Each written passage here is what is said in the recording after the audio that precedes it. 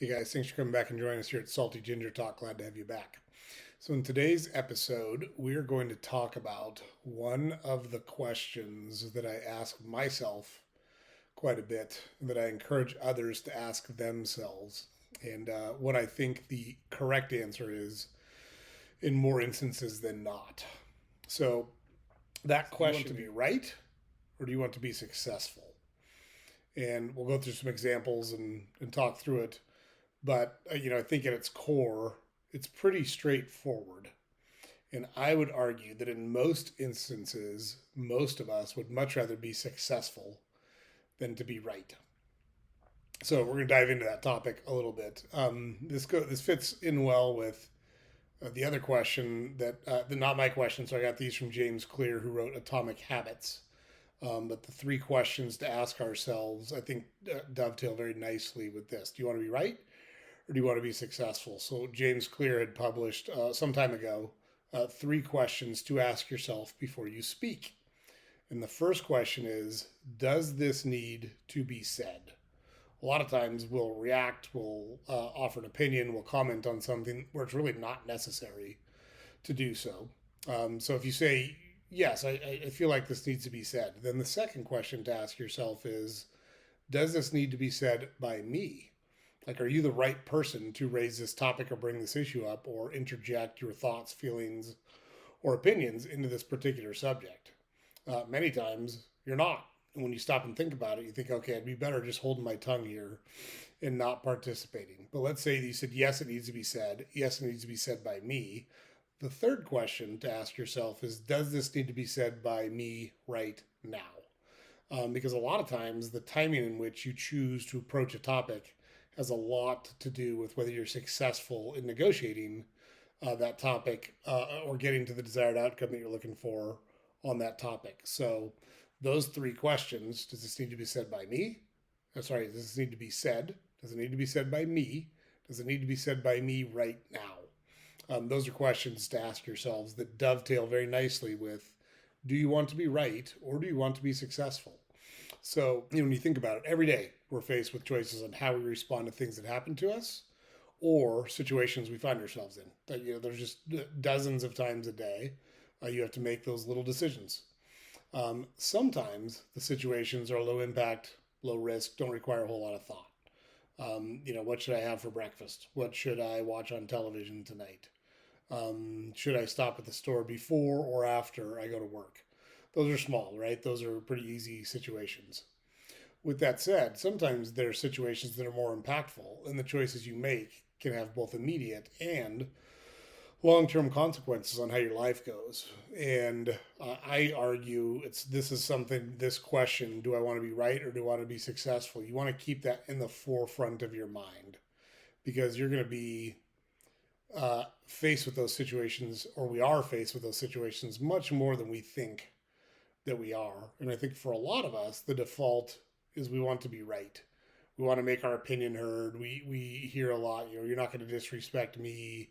I'm going to get my ego invested in this particular subject or issue and go to the mat on it. I think we saw a lot of this during COVID where people chose, call it a side. It felt like there were two sides on COVID on a lot of issues, and you chose a side and then you blindly followed what that side thought or believed. I never bought into that. I just felt like there was a lot of emotional decision making without a lot of fact finding before those decisions were made. And the further removed we are from the pandemic, the more and more that seems to be true. Masking, vaccine gosh, I can't remember what it's called, but vaccine efficiency or effectiveness of the vaccine. Can you transmit COVID once you've been vaccinated or not? Efficacy, that's the word I was looking for. Sorry. Uh, those types of things, social distancing. None of those things were based on fact. Like there's enough information out there now we can absolutely say none of those decisions were based on fact. We were fed a narrative, and nobody, or I shouldn't say nobody, most people weren't willing to question it because they were afraid. And it's normal to be afraid, but I don't know that that's the right way to go about making decisions. In fact, I know it's not. the right way to go about making decisions. When you're in those situations, you have to push your emotions aside, dig for facts, use the left side of your brain, and reason through things. Don't let fear make your decisions for you. So, again, it's in these more impactful situations that many times we must choose between being right and being successful. And like I've argued, I think in many instances, more instances than not, it's more important to be successful than it is to be right. So let's get a couple things out of the way. There are some situations where it's definitely more important to be right. So any situations involving your integrity, if you can't lay your head on the pillow at night and feel good about what you did, um, it's more important to be right, I think, in those situations. But I think you got to ask yourself, what does that actually mean? Being able to lay your head on the pillow at night and feel good about things. If you set up some artificially high purity test for yourself, I think you got to look at how you're approaching life. I don't think many things in life are black and white. I would argue that in almost any instance, you can come up with an exception to a rule that you've created in your head. For example, killing someone is wrong. In general, yeah, absolutely. But what if they're in your house attacking your spouse? Then is it wrong to kill them if they're going to kill your spouse? What if they're going after one of your kids? Is it still wrong to kill them? There's an example of, would you break that rule or would you cross that line if you were presented with that situation? An extreme situation, I know, but the whole point is there's a lot of gray area in life. And I don't think hard and fast purity rules in general are very useful in the real world. So anything involving your integrity, don't sacrifice your integrity or your values to try to be successful. So that involves things like cheating or stealing. Just don't do it. Don't do that stuff. It's not good for you. It's not ever going to be good for you. Um, so think about I found a wallet one time in a mall. It had about $300 in it, and I took it and turned it in to the lost and found at the mall. And they said, "Wow, there's like $300 in here." I said, "Yeah, it's somewhere. I didn't count it, but whatever's in there is in there." And they said, "Wow, we rarely get wallets turned in," and that's kind of sad. Wallets turned in with the money still in them. I thought that was kind of sad because for a little bit of money, someone's willing to sacrifice their integrity, and you don't know what that person who lost their wallet. Maybe that's their rent money. Maybe they're going to buy medicine for their sick relative. Maybe they were super rich and didn't need the money at all. You don't know that situation. The point is, it's not your money. So, those are situations where doing the right thing is always right. That's the right thing to do there. Don't do things are wrong to fit in or gain personal favor, gain favor with people, or to make money. Don't go along with the crowd even though you feel wrong. Like me personally, I've never been drunk in my life. I've never touched an illegal drug in my life. I've been absolutely faithful to my wife since we met 30 plus years ago. I've never laid a hand on her. I've never laid a hand on my kids. I don't think those things are hard to do. You just have to care about the people in your life and not do those things. So those are choices that you make every day. And you can blame situations and you can blame peer pressure and you can blame immaturity. All of those things are true. And I think we've got to give people second chances when they make mistakes. But I do think it's important for people to admit they made mistakes. But in those situations, being right is the way to go. Because success would probably be being a part of the cool crowd. I would argue success is sticking to your values and feeling good about how you live your life. But, that's just me. So let's take it into some more finite situations where it's more important to be successful. I think about that a lot in professional situations. Leadership in difficult situations. So I always say the first rule of leadership is to accept all criticism and deflect all praise. And what I mean by that is if things go well, you should be giving credit to your teams, to the people that supported you. I'm the CEO of our company, and we just reopened a grocery store on Chicago's West Side. It's in a food desert. There's no other grocery stores there. The project has drug on much longer than we had hoped. It's been challenging. There's been all sorts of issues that we've had to overcome. We've gotten a ton of support from the aldermen. We've gotten a ton of support from community groups. We've gotten a ton of support from the city, from outside vendors, our lenders. And when I did our press conferences and spoke to the public, I gave all that credit to other people because that's where I think the credit should go. We had tons of people help us get that store open again. Now, have I been busting my ass for 2 plus years? You bet I have. And could it feel like, hey, I should get some of this credit too? I guess, yeah, sure. But at the end of the day, the goal was to get this store open to help the people in this community. And not for nothing, but we're only 4 days in now, and we're seeing huge sales, much bigger sales than we had anticipated. And I think it's because we did it the way we did it, involving the community and involving people in the project, because they now have a sense of ownership of that store. It's their grocery store. We happen to own it and run it, but it's their grocery store. And it's because we were focused more on being successful than we were on being right. Because we've been kind of publicly beaten up, and things have taken longer, and people have been questioning us, and that's fine. That's okay. They have the right to do that, and I don't care about winning those arguments or looking good all the time. At the end of the day, I'm going to be successful with an open store that does a lot of volume and makes money, and that seems to be the path that, or at least we're started off on that path, and that's good. So for me personally, that's an example where me choosing to be successful than over being right has really paid off, at least for now. So that's good. Just ignore small or even big perceived slights to achieve your goals and objectives. People are going to doubt you all the time. People are going to say negative things all the time. They're going to attack you all the time.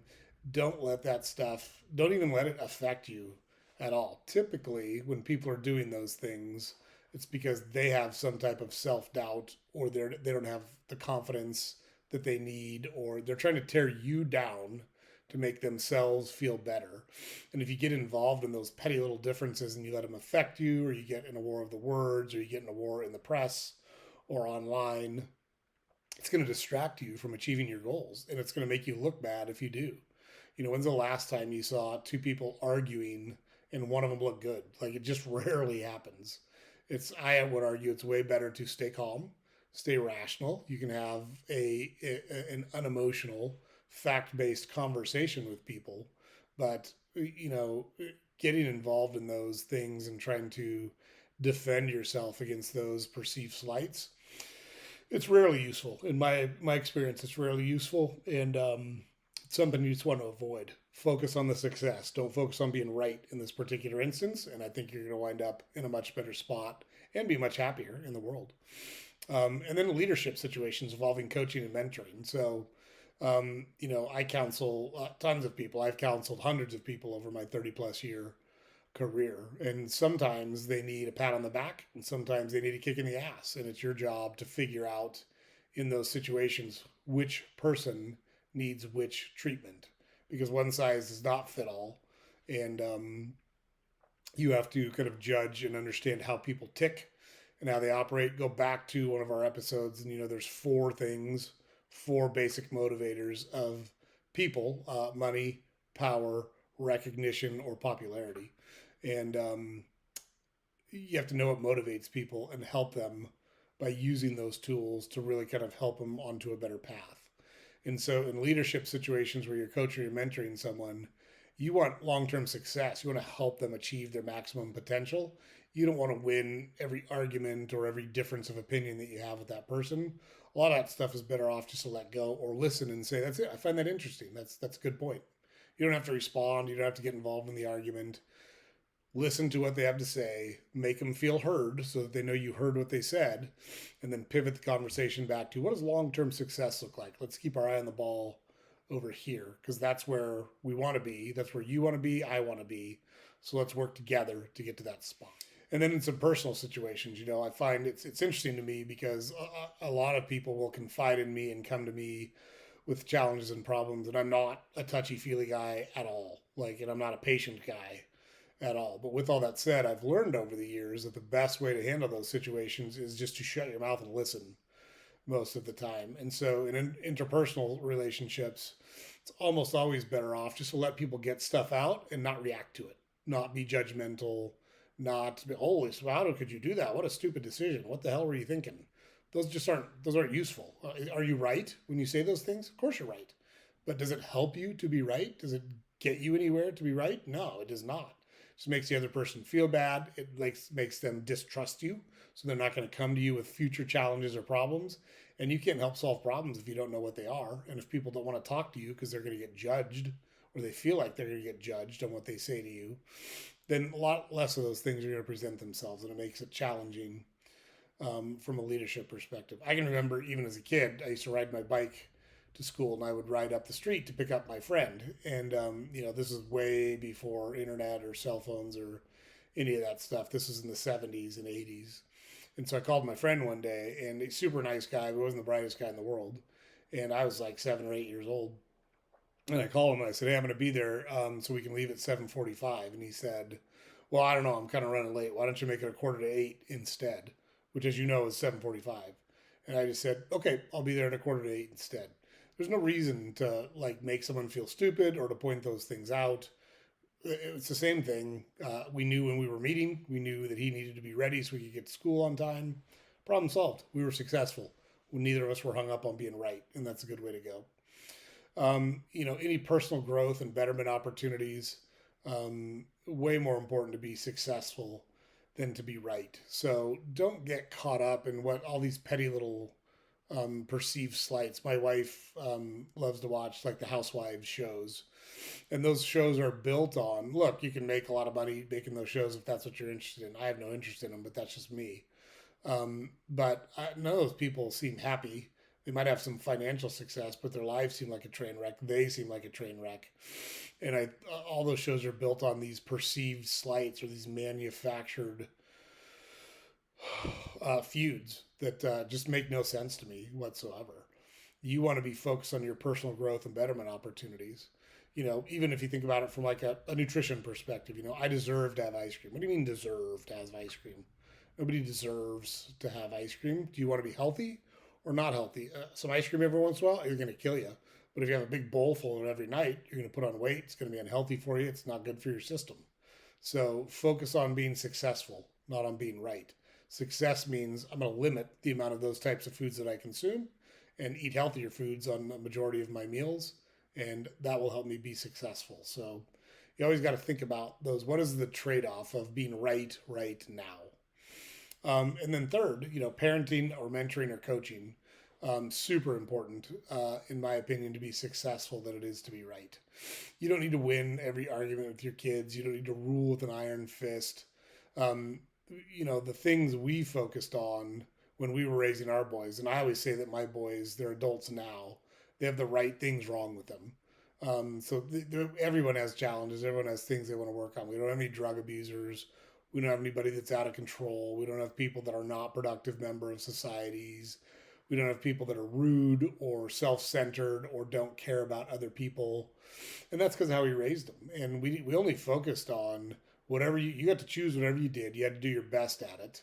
And you just had to be respectful of other people. You should be pursuing your personal best at whatever it is that you're doing. Now you got to choose it. What you couldn't do was sit around and play video games all day. You had to be involved in activities, whether it was my kids did sports, a lot of sports. I had one son that liked drama a lot, so he did a lot of acting both at school and in kind of smaller troops outside of school. He took dance classes for a while. Awesome. I'll drop you off, pick you up, come to your recitals, do whatever you want me to do. I think you should try to be the best dancer that you could be if that's what you're choosing.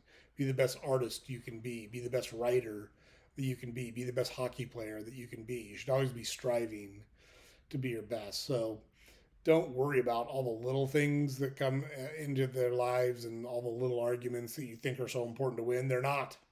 Don't worry so much about being right in those situations. Worry way more about being successful, because I think the word itself explains it. If you have success, you're going to wind up in a much better spot than if you win every argument but have no friends and achieve none of your goals and really kind of box yourself into this kind of moral high ground that it feels like a lot of people want to live in. So ask yourself that question a lot, guys. Do you want to be right or do you want to be successful? And I think in most instances, if you're honest with yourself, being successful is most important. And then if you align your choices, your decisions, and your values with being successful, you're going to wind up in a really good spot. So that's our episode for today. Hope it's helpful, guys. It's a question I ask myself a lot.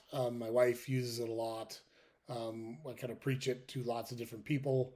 I think it's terribly important to ask yourself, do you want to be right or be successful? I think you're going to find that in most instances, you actually want to be successful, not right. You're going to wind up with a much better life if you make those choices and pursue those paths. So don't forget to head over to our website, saltygingertalk.com. All our content's on there. You can sign up for our newsletter on there. All our podcast episodes are available on there.